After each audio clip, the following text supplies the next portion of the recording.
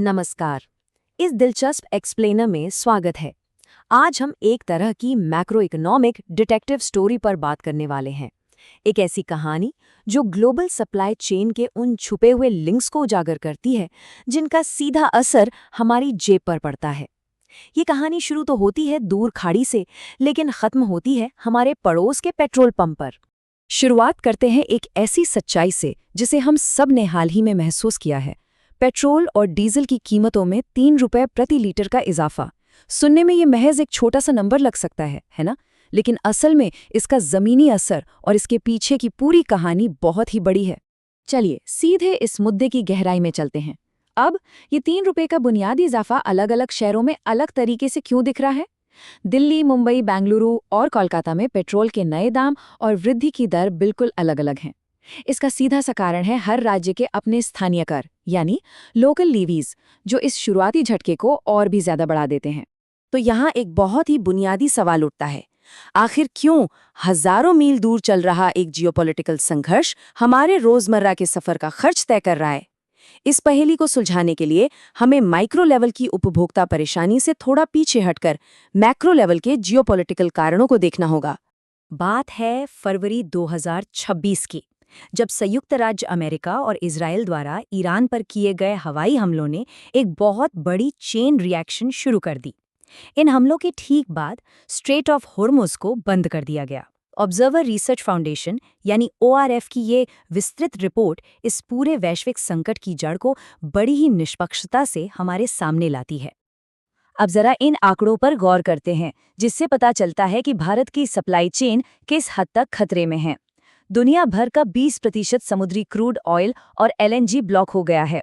हम अपनी ज़रूरत का 88% क्रूड ऑयल आयात करते हैं और उसका आधा हिस्सा अकेले इसी स्ट्रेट ऑफ हॉर्मुज से होकर आता है।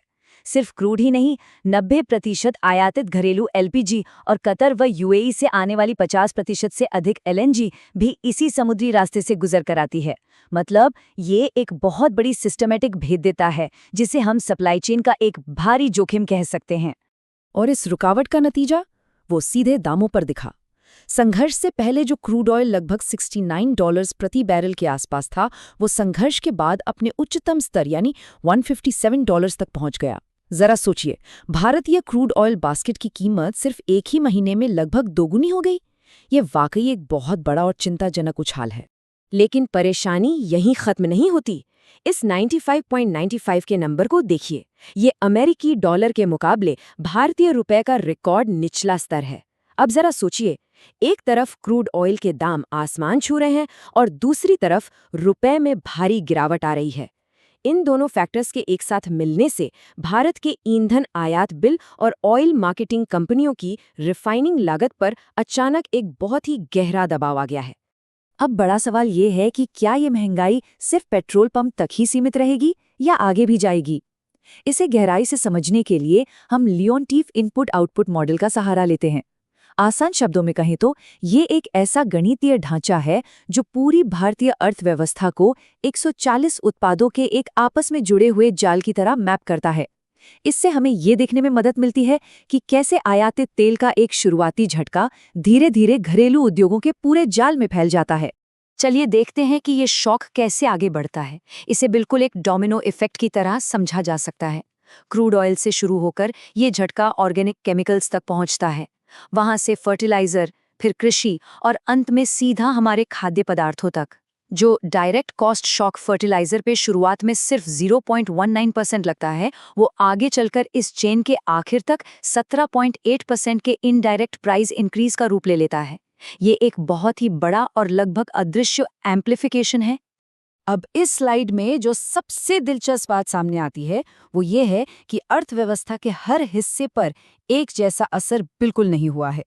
एक तरफ एयर ट्रांसपोर्ट जैसे सेक्टर्स हैं जो इस कमोडिटी शॉक से बुरी तरह प्रभावित हुए हैं, और वहीं दूसरी तरफ कुछ ऐसे आम आइटम्स हैं जैसे कि दूध या जलाने वाली लकड़ी, जिन पर इस पूरे ग्लोबल व्यवधान का सबसे कम असर देखा गया है। तो आम जिंदगी पर इसका क्या असर है? अगर हम उपभोक्ता मूल्य सूचकांक यानी CPI को देखें तो ये व्यापक कमोडिटी शॉक बहुत गहरा असर डाल रहा है। ट्रांसपोर्ट और खाद्य पदार्थ, ये दोनों मिलकर इस महंगाई का आधे से ज्यादा बोझ उठा रहे हैं। यहाँ एक बहुत ही महत्वपूर्ण फर्क समझना जरूरी है। कागज पर भले ही महंगाई बहुत भयंकर दिख रही हो, लेकिन केंद्रीय अनुमान बताते हैं कि पीक हेडलाइन सीपीआई 5% से 5.6% के बीच रहने की ही उम्मीद है। ऐसा इसलिए होता है क्योंकि सरकारी कदम और बाजार की कुछ रुकावटें, जिन्हें हम मार्केट फ्रिक्शंस कहते हैं, वो इस महंगाई को अपने उच्चतम स्तर तक पहुंचने से बीच में ही रोक लेती हैं। इस डेटा को थोड़ा और बारीकी से देखते हैं। अगर हम सबसे यथार्थवादी या रियलिस्टिक 35% से 50% के पास थ्रू परिदृश्य को देखें, जो लगभग 12 से 18 महीने तक चलता है, तो inflation reserve bank of India के 2% से 6% के टॉलरेंस बैंड के भीतर ही रहेगा। इसका मतलब है कि हालात आमतौर पे नियंत्रण में रहेंगे, बस शर्त यह है कि ये अनुपात 75% को पार कर आरबीआई की सीमा को ना तोड़े। सेक्शन 15 संकट का सामना, नीतिगत हस्तक्षेप और आर्थिक लचीलापन। अब हमारी बातचीत समस्या से हटकर समाधान की ओर जाती है। इस बड़े खतरे को कम करने के लिए जो मैक्रो इकोनॉमिक समाधान और नीतिगत सिफारिशें दी गई हैं, आइए उन पर नजर डालते हैं।